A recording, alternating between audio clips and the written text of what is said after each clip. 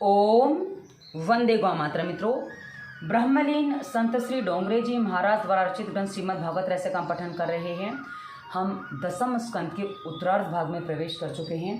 हमने अभी तक पढ़ा कि राजा परीक्षित को मुक्ति दिलाने के लिए सुखदेव जी अनन्य भक्तों के जीवन परिचय, उनके आख्यान सुना रहे हैं, उनका ब्रह्मचर्य का पालन, उनके द्वारा गई स्तुति प्रार्थना आदि का विस्तार से वर्णन सुना रहे हैं। और इसी में हमने देखा कि किस प्रकार लोग गृहस्थ जीवन में भी ब्रह्मचर्य का पालन करते हैं। ब्रह्मचर्य के पालन पर इस पुस्तक में विशेष बल दिया गया और ब्रह्मचर्य की महिमा भी विस्तार से बताई गई है।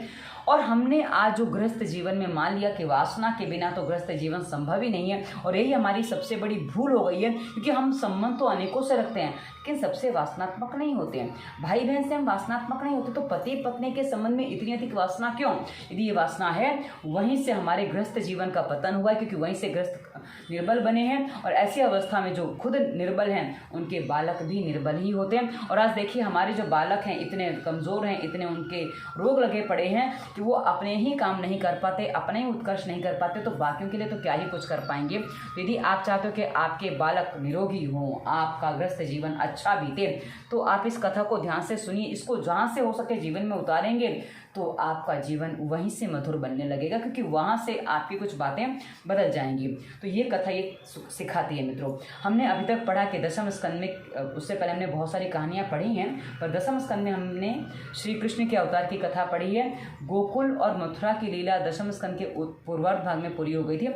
उत्तरार्ध भाग में हमने पढ़ा कि वो किस प्रकार द्वारिका जाते हैं, और पिछले अंक में हमने पढ़ा था कि उनका विवाह किस प्रकार होता है। पहला विवाह जो रुक्मिणी जी से उनका होता है, रुक्मिणी का हरण करके लाते हैं, और पहला विवाह जो उनका होता है वो वहाँ होता है। और आगे की कथा आगे बढ़ाने से पहले मंगलाचरण करते हैं। श्री कृष्ण गोविंद हरे मुरारी, हे नाथ नारायण वासुदेवाय। जय श्री कृष्ण। मित्रों, और आप जिनकी उपासना करते हैं उनके नाम से कमेंट अवश्य करिए। और यदि आप पूरी कथा को साथ में सुनना चाहते हैं तो इसी वीडियो के डिस्क्रिप्शन में हमने डोंगरे जी की भागवत का पूरा प्लेलिस्ट दिया, आप साथ में कथा सुन सकते हैं। आज केवल विवाह प्रसंग हैं। आज विवाह किस किस के? श्री कृष्ण के अन्य विवाह जो एक के अलावा जो अन्य विवाह हुए थे, उसके बाद श्री कृष्ण पुत्र प्रद्युम्न का विवाह होता है। उसके बाद प्रद्युम्न पुत्र अनिरुद्ध का विवाह इसी अंक में होने जा रहा है। और जो स्थितियां हैं, विवाह क्या है, कैसे, किसने, मतलब वो हमारे शरीर में कैसे हो सकते हैं, वो सारी बातें आज हम पढ़ेंगे।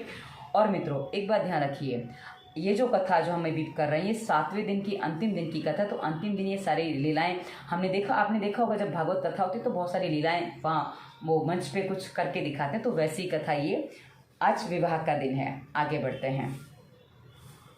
रुक्मिणी के यहाँ प्रद्युम्न का प्राकट्य हुआ।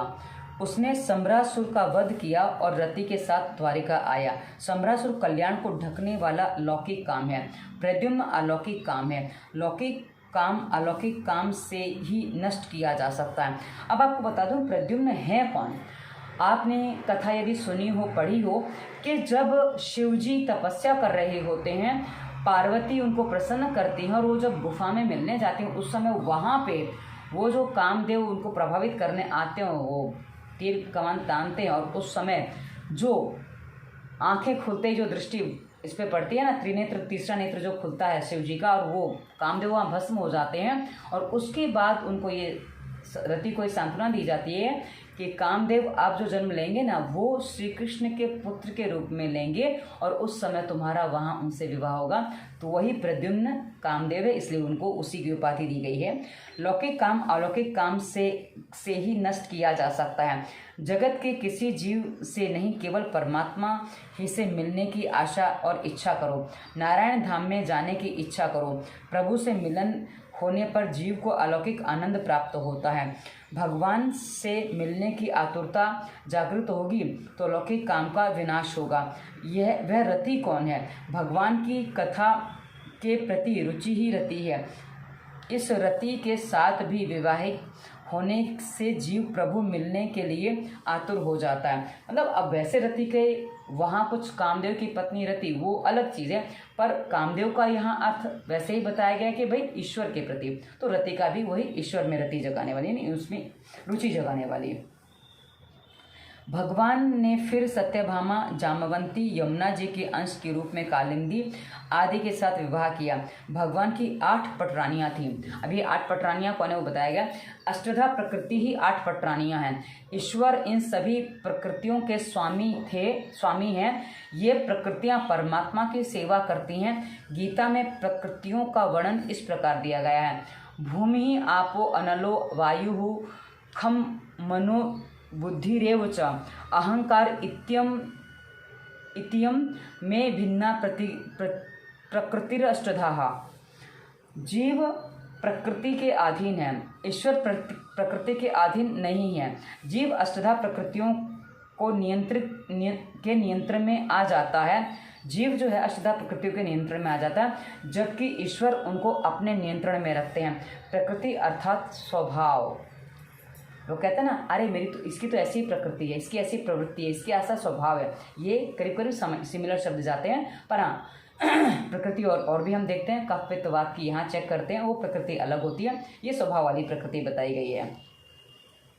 स्वभाव के अधीन होने के स्थान पर स्वभाव को प्रकृति के नियंत्रित करने वाला जीव सुखी हो जाता है, मुक्त हो जाता है। मतलब जो स्वभाव के अधीन ना हो जाए, प्रकृति को अपने अधीन बनाए, वही सुखी हो पाता है। वैसे तो प्रकृति और प्राण साथ साथ ही जाते हैं, फिर भी यदि जब ध्यान, सेवा, स्मरण, सत्संग, सत्कर्म किया जाए, सद्ग्रंथों का अध्ययन किया जाए तो स्वभाव सुधर सकता है। सत्संग का अर्थ है कृष्ण भक्तों का संग, साधु सन्यासियों, सद्ग्रंथों का संग। अब स्वभाव सुधर सकता है, ये आप देख सकते हो। अंगुलीमाल जैसे सुधर गए, वाल्मीकि जैसे जो रत्नाकर डाकू था वो सुधर गए। तो यदि आप चाहो तो सब कुछ हो सकता है, लेकिन उसके लिए वैसा आपका मानस होना चाहिए, आपका लक्ष्य होना चाहिए, तब संभव है, अन्यथा कुछ भी नहीं। अक्रूर जी वंदन भक्ति के आचार्य थे, फिर भी कुसंग से उनकी बुद्धि विकृत हो गई, सो उन्होंने सत्राजित की हत्या करने के लिए शतधन्वा को उकसाया। मतलब आप 3 प्रकार से हत्या होती है। हम डायरेक्ट करते हैं, किसी को उकसाते हैं, किसी को प्रेरित करते हैं, या मतलब हमारे लिए की जाए हत्या। तो कुछ भी हो, हत्या में आप दोषी होते हो। जैसे जो लोग मांसाहार करते हैं ना, अब वो काटते नहीं हैं, लेकिन जो काटते हैं वो भी दोषी होते हैं। जो बेचते हैं, उनका यहाँ से पैसा लिया, वो भी दोषी होते हैं, और जो खाते हैं वो भी दोषी होते हैं। मतलब दोषी सबका होता है, इसलिए कोई छूटता नहीं है। सत्संग और भक्ति दोनों को एक दूसरे की आवश्यकता है। सत्संग करने वाला यदि परमात्मा का भजन नहीं करेगा तो उसका सत्संग निरर्थक ही रह जाएगा। पत्थर नर्मदा जी में हमेशा स्नान करता रहता है, फिर भी वह पत्थर ही बना रहता है। इसी प्रकार कई मनुष्य कथा श्रवण करते हैं, किंतु भक्तिमय न हो पाने के कारण उनका जीवन सुधर नहीं पाता है। और नर्मदा जी का जो हर पत्थर है ना, वो नर्मदेश्वर कहा जाता है। उसको प्राण प्रतिष्ठा की आवश्यकता नहीं होती है, आप उसको शिव जी के रूप में अपने घर में स्थापित कर सकते हैं। वैसे ही गंडकी नदी के हर पत्थर को हम शालिग्राम के रूप में मानते हैं। और आपको कदाचित ज्ञात हो तो गंडकी नदी के बड़े पत्थरों से ही श्री राम मंदिर में मूर्तियों का निर्माण हो रहा है। आगे बढ़ते हैं। पहले अपने मन को सुधारो और फिर जगत को सुधारने निकलो।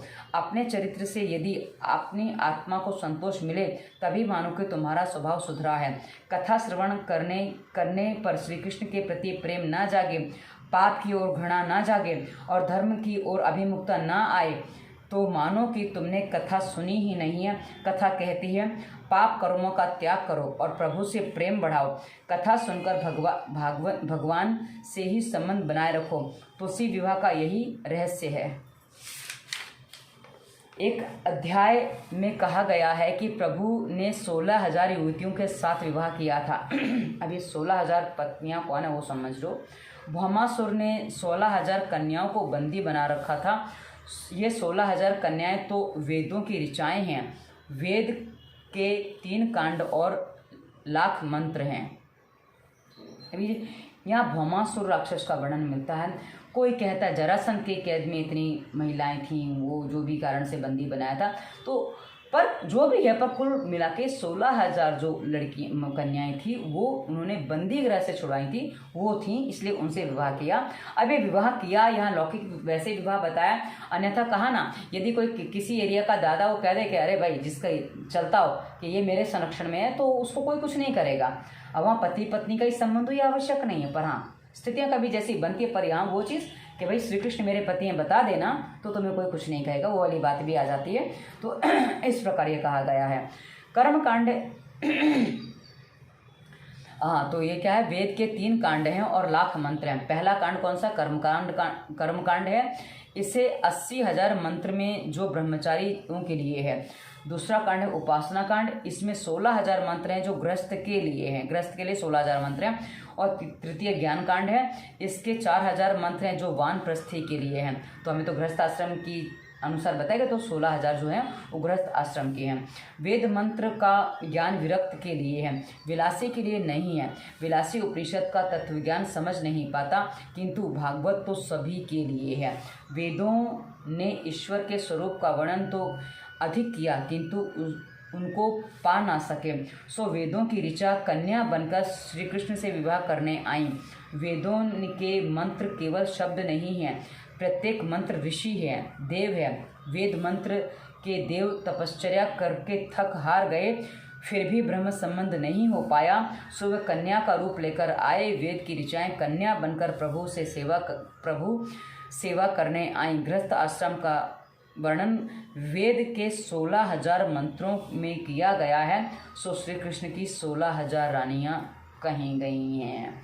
श्री कृष्ण की 16,108 रानियां जो कहीं कहाँ से आई हैं वो समझ लो आप। तो कोई पूछे तो बता सकते हो कि भाई आप जो भेद बनाते हो, क्योंकि 16,000 रानियां ऐसे ही नहीं हैं। और दूसरी बात, जो ये जो मुगलों ने जो हरम जो बनाए थे ना, उनको तो वहाँ वो छक्कों से सुरक्षा करवाते थे ताकि कोई भाग ना जाए। उनको इस तरह से बंदी बना के रखा था। यहाँ 16,000 कोई भी बंधन में नहीं थी, वो सारी बंधन मुक्त थी, किंतु वो स्वयं ही अपने बंधन में थी श्री कृष्ण के। इसलिए वो कहते हैं ना, बलपूर्वक और अपने आप दोनों में बहुत बड़ा भेद है। आगे बढ़ते हैं। श्री कृष्ण ने 16,000 कन्याओं को मुक्त तो किया, किंतु वे सब भौमासुर के कारागृह में बंदी थी, सो जगत का कोई पुरुष उनसे विवाह करने के लिए तत्पर नहीं हुआ। वे सभी कन्या श्री कृष्ण के शरण में आईं। भगवान ने विचार किया कि रामावतार में तो मर्यादा का अत्यधिक पालन किया था, अब इस कृष्णावतार में नहीं करना है, सो उन्होंने उन सभी कन्याओं के साथ विवाह कर लिया। वेद मंत्रों को भौमासुर ने कारागृह में रखा। भौम का अर्थ शरीर है, शरीर सुख में रमा रहे वही भौमासुर है।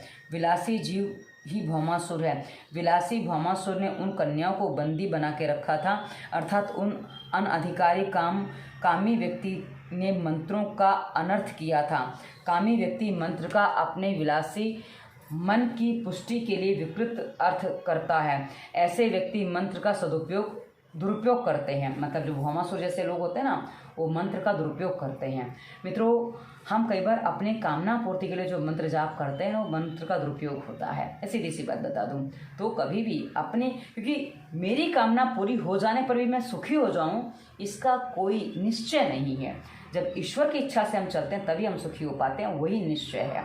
आगे बढ़ते हैं। विलासी कहता है कि भगवान ने गीता में मौज उड़ाने के लिए कहा है, सो हम मौज क्यों ना उड़ाएं।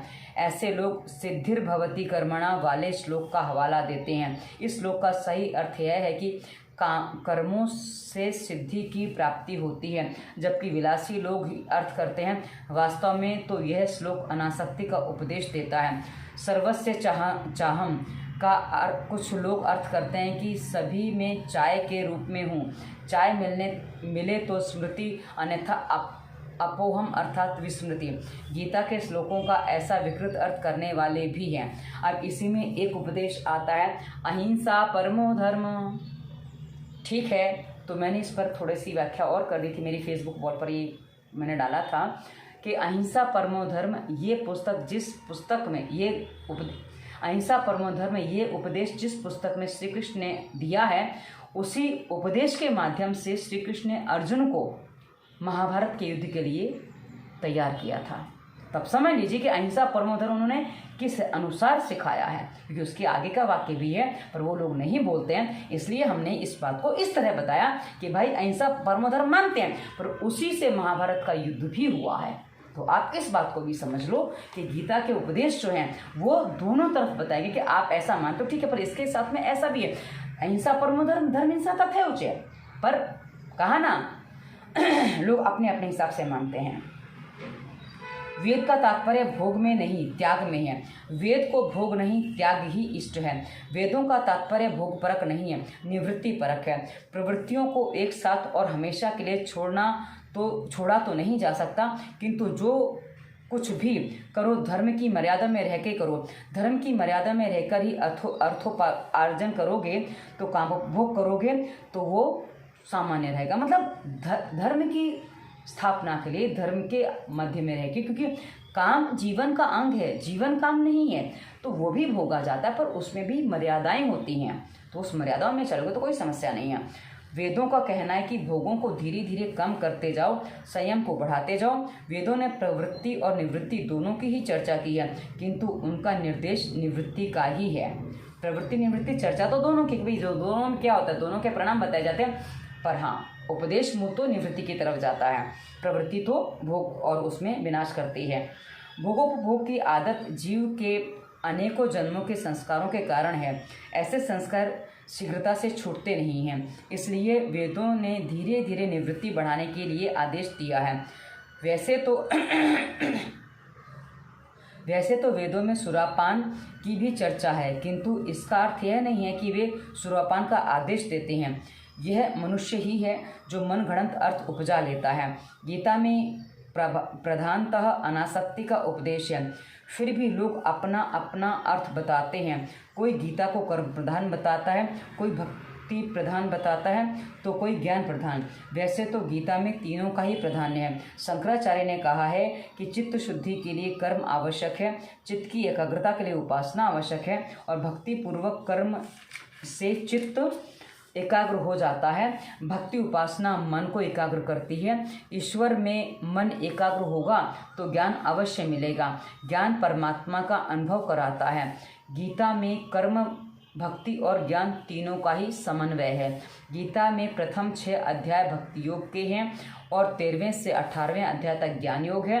भक्ति, कर्म और वैराग्य में से कौन सा प्रधान है और कौन सा गौण? सभी तो प्रधान हैं। जीवन में तीनों की समान आवश्यकता है। गीता केवल कर्म परक नहीं है, विलासी तो वेद और गीता सभी में से विलासी कर्म परक अर्थ निकालेगा। मतलब कहा ना, अर्थ तो वो दिए गए हैं जो उच्चतम हैं, किंतु मनुष्य अपनी आवश्यकता, अपनी सोच के अनुसार, वो जो कहते हैं ना कि जिसने ठीक से ग्रंथ नहीं जाने, मतलब जिसको संस्कृत भाषा ही नहीं आती है, वो उसके अर्थ सही तरह से नहीं कर पाता है। और दूसरी बात, जैसी मानसिकता अपनी होती है उसी प्रकार से कई बार मनुष्य अर्थ निकाल लेता है और अर्थ का अनर्थ कर देता है। इसलिए सारी बातें हैं। भगवान के विवाहों के वर्णन के बाद भगवान की आसक्ति भी बताई गई है। स्नेह सभी से करो, किंतु किसी में भी आसक्त ना बनो, वासना के अधीन ना हो जाओ। एक बार ग्रीष्म ऋतु में रुक्मिणी श्री कृष्ण की सेवा कर रही थी। वह विचार कर रही थी कि वह सबसे सुंदर हैं, अतः श्री कृष्ण उन्हीं में आसक्त हैं। श्री कृष्ण आसक्त हैं ऐसा उन्होंने सोच लिया, उन्हीं के अधीन हैं। सेवा के समय मन सेव्य अर्थात श्री कृष्ण में लगा रहना चाहिए। रुक्मिणी सेवा तो श्री कृष्ण की कर रही थी, किंतु उनका मन अपने सौंदर्य के विचार में उलझा हुआ था। अपने सौंदर्य के लिए उसके मन में अभिमान सा हो गया, सो सेवा में क्षति आ गई। भगवान जान गए कि रुक्मिणी के मन में अपने सौंदर्य और श्रृंगार के लिए आसक्ति है और अभिमान है, तो उन्होंने उसके अभिमान को नष्ट करना चाहा।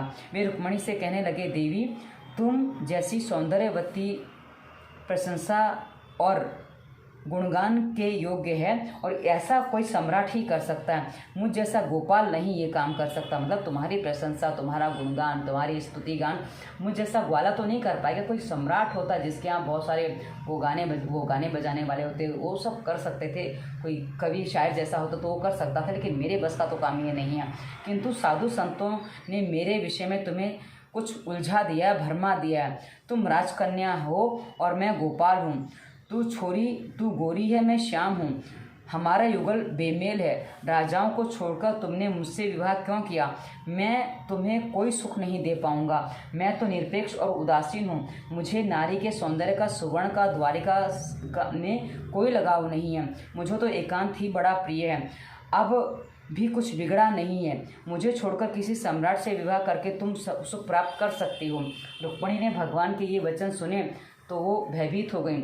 मेरा त्याग ना करो मेरे नाथ, रुक्मिणी को मूर्छा आ गई। श्री कृष्ण ने उसे पलंग पर सुलाते हुए कहा, देवी मैं तो हास्य कर रहा था, तुम तो मुझे प्राणों से भी प्यारी हो। रुक्मिणी जान गई कि उनके अभिमान को नष्ट करने के हेतु ही प्रभु ने ये सब कुछ कहा था। मैं मानती थी कि वे मुझ में आसक्त होंगे, किंतु ये तो उदासीन है। भगवान यह सच है कि हमारा युगल बेमेल है। कहाँ आप कहाँ मैं। ज्ञानी जन आपका भजन करते हैं और मूर्ख जन मेरा। क्योंकि रूप की उपासना, जो कहते हैं दैहिक सौंदर्य की उपासना, धन की उपासना मूर्ख लोग करते हैं, और जो ज्ञानी जन है वो आपके ज्ञान की, आपके अनुभव की, आपके जो वर्तन है उसकी उपासना करते हैं। मेरे स्वामी, आज से मैं घर की महारानी नहीं, दासी बनकर रहूँगी। आपकी यह बड़ी कृपा है कि मुझे आपने अपनी दासी बनाया है। संसार के जीव तो काल के अधीन हैं, उसके साथ क्यों विवाह किया जाए। मैं तो आपके चरणों की सेवा करने का अवसर पाकर धन्य हो गई हूँ। मैंने लौकिक और भौतिक इच्छा से विवाह नहीं किया है। आज से मैं आपकी महारानी नहीं, आपकी दासी हूँ। रुक्मिणी में नम्रता आई। जब वह मानिनी थी तब भगवान ने कहा था कि मैं तेरे योग्य नहीं हूँ। अब अभिमान निर्मूल हो गया तो रुक्मिणी भगवान से कहने लगी, मैं आपके योग्य नहीं हूँ, मैं रानी नहीं, दासी हूँ। जब वह नम्र हो गई तो प्रभु उसका सम्मान करने लगे। जीव जब हर प्रकार से नम्र बनकर भगवान की शरण में जाता है तब भगवान उसे सम्मान देते हैं। इस अध्याय का भाव दिव्य है। स्त्री नहीं, स्त्री की आसक्ति बाधक है। पति पत्नी को एक साथ रहकर परस्पर प्रेम करना ही चाहिए, किंतु आसक्ति नहीं होनी चाहिए। और यहाँ प्रेम का तात्पर्य शारीरिक संबंध नहीं है। प्रेम तो हम भाई से भी करते हैं, माता से भी करते हैं, पिता से भी करते हैं, पर किसी से शारीरिक संबंध नहीं होते।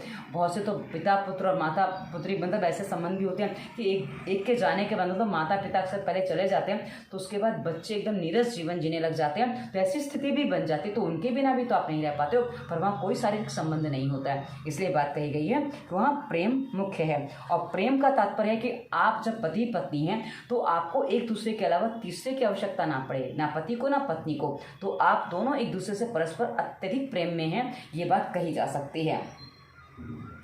शुद्ध प्रेम में विकार वासना का अभाव होता है। सेवा करते समय आँख और मन को सेव्य में ही पिरोए रखो। जो आत्मा के सिवाय अन्य किसी वस्तु में आनंद ढूंढता है वह सुखी नहीं हो सकता। भगवान ने जिस अनासक्ति का गीता में उपदेश दिया है उसे उन्होंने अपने जीवन में पूर्णतः चरितार्थ किया था। श्री कृष्ण भोगी होने पर भी त्यागी हैं। अनासक्ति पूर्वक किया गया उपभोग बाधक नहीं है।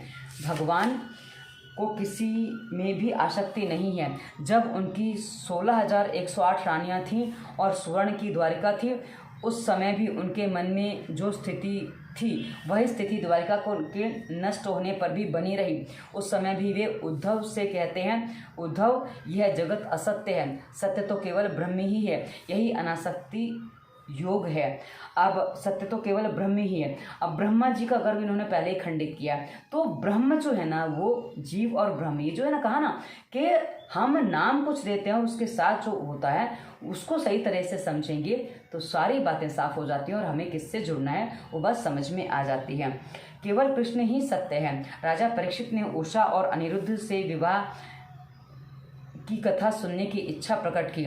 सुखदेव जी वर्णन करने लगे, महान शिवभक्त राजा बाणासुर की उषा नाम की एक सुंदर पुत्री थी। उषा को स्वप्न में अनिरुद्ध के दर्शन हुए और उसने स्वप्न में विवाह भी कर लिया।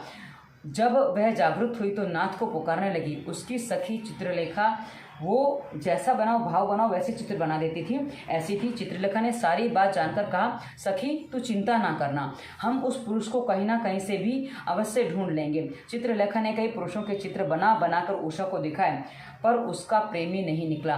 किंतु जब चित्रलेखा ने अनिरुद्ध का चित्र बनाया तो उषा लजा गई। अब चित्रलेखा ने जान लिया कि अनिरुद्ध ही उसकी सखी का प्रियतम है। चित्रलेखा अनिरुद्ध का हरण करने के लिए द्वारिका आई, किंतु वहाँ तो सुदर्शन चक्रधार वहाँ की सुरक्षा कर रहा है। सुदर्शन चक्र जो श्री कृष्ण चलाते हैं वही उस समय पूरे नगर की, द्वारिका की सुरक्षा करता है। आप सोचो कौन आ पाएगा उस द्वारिका नगरी में जहाँ श्री कृष्ण का सुदर्शन सुरक्षा कर रहा हो। वह विचार करने लगी कि क्या किया जाए। इतने में नारद जी आ पहुँचे तो चित्रलेखा ने उनसे कहा, महाराज आप तो साधु हैं, दूसरों की साधना पूर्ण करें वही साधु है। मैं चोरी करने जा रही हूँ, आप भी मेरे साथ चलिए। नारद जी इसके पूछने पर चित्रलेखा ने बताया कि वह अनिरुद्ध की चोरी करने जा रही है। अब नारद जी चोरी में सहभागी होने जा रहे हैं, किसके? चित्रलेखा के साथ में। और चोरी किसकी हो रही है?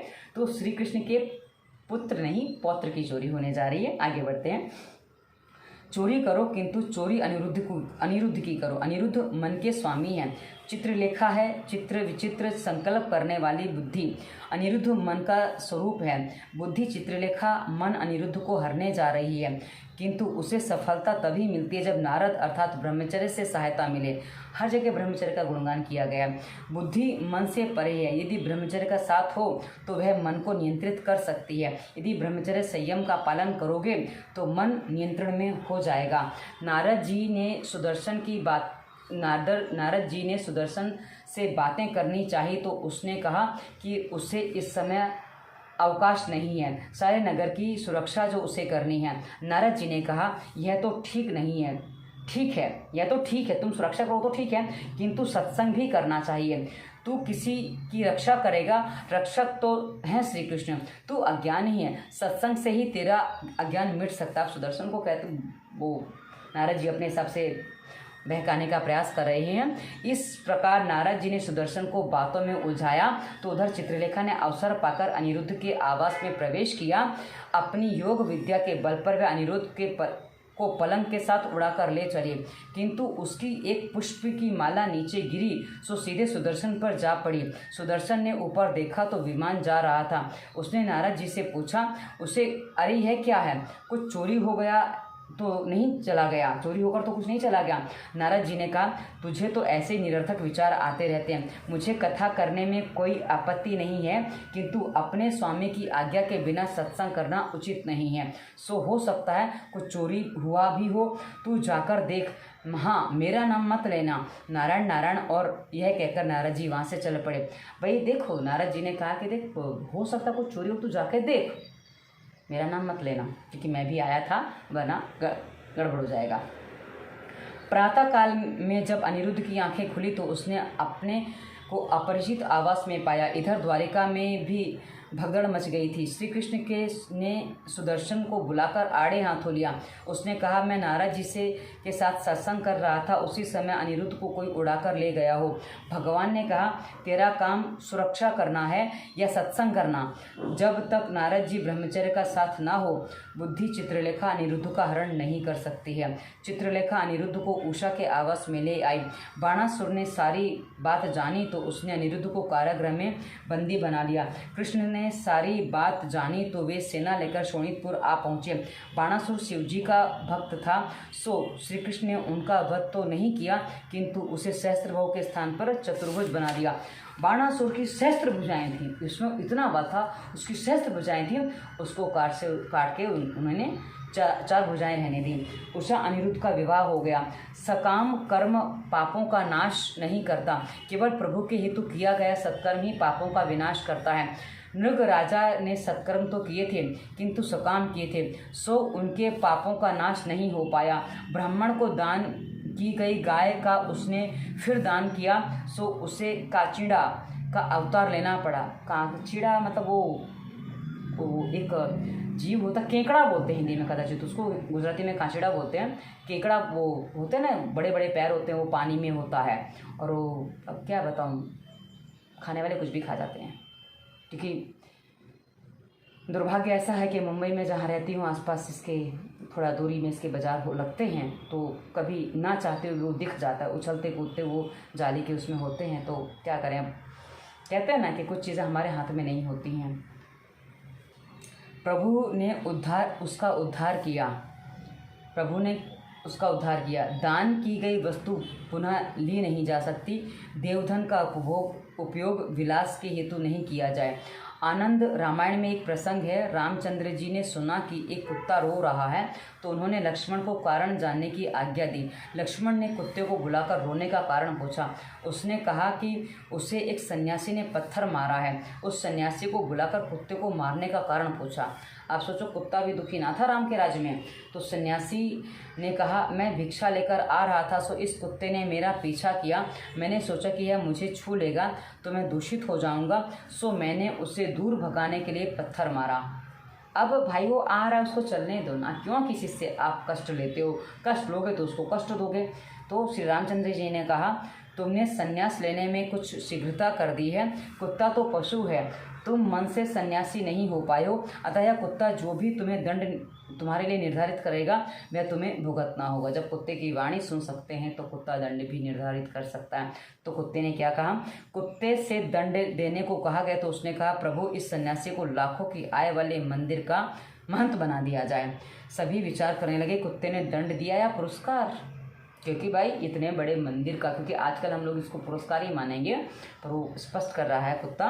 कुत्ते ने स्पष्टता की, गत जन्म में मैं एक बड़े मंदिर का महंत था। मैंने देवधन का उपयोग विलास के लिए किया, सो मुझे ही सब जन्म में कुत्ता बनना पड़ा और पत्थर की मार भी खानी पड़ी है। दंडन। तो ध्यान रखो, जितना अधिक धन मिलता है यदि सदुपयोग नहीं करोगे तो पत्थर की मार भी खानी पड़ेगी। देवधन, मनीषी, ब्राह्मणों, संतों का धन हड़पने का प्रयत्न कभी ना करना। सच्चा ब्राह्मण प्रभु को प्रिय होता है, उसका अपमान ना किया जाए। आज तो यदुवंशी ही संतों का अपमान करते फिरते हैं। बलराम ने वन में द्विविध वानर पौंड्रक और काशीराज का वध किया। सुखदेव जी ने दुर्योधन की कन्या लक्ष्मणा का शांब से विवाह का प्रसंग भी कह सुनाया। दुर्योधन की कन्या लक्ष्मणा, दुर्योधन की पुत्री लक्ष्मणा वो शाम से विवाह करती है। नारद के परिहास का प्रसंग भी सुनाया। ब्रह्मचारी को चाहिए कि वह संसार देखने की इच्छा ना करे, किंतु नारद जी को श्री कृष्ण का संसार देखने की इच्छा हुई। श्री कृष्ण 16,108 रानियों के साथ किस प्रकार व्यवहार निभाते होंगे, वे किसके साथ कब भोजन करते होंगे, बातें करते होंगे, विहार करते होंगे। वे द्वारिका आकर श्री कृष्ण के आवास में प्रविष्ट हुए। उस समय श्री कृष्ण नारद जी के आगमन का कारण जान गए, फिर भी पूछा, कहिए महाराज आपका आगमन कैसे हुआ है? स्वयं प्रभु होते हुए भी सन्यासी नारद के उन्होंने पाँव पखारे। अब ये पाँव जो पखारे हैं ना, वो देव ऋषि के पखारे हैं और एक गृहस्थ व्यक्ति ने पखारे हैं। वहाँ वो श्री कृष्ण भगवान के रूप में पैर नहीं पखार रहे हैं, और नारद जी भी जानते हैं भाई कौन है, पर फिर भी वो पैर पखार रहे हैं, क्योंकि जो शरीर जो वर्तमान समय में चल रहा है उसी रूप में वो विद्यमान है। श्री कृष्ण सा गृहस्थ और सन्यासी आज तक दूसरा कोई नहीं हुआ। उन्होंने अपना गृहस्थ धर्म निभाने के हेतु ही नारद जी की पूजा की।